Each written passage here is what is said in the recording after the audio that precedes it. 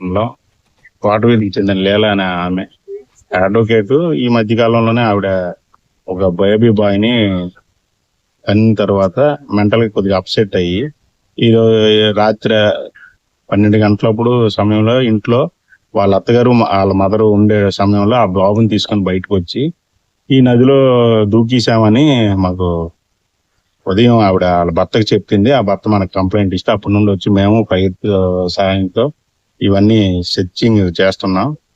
ఒకవేళ ఏమైనా తెలిసినట్లయితే మీకు మళ్ళీ తెలియపరుస్తాం.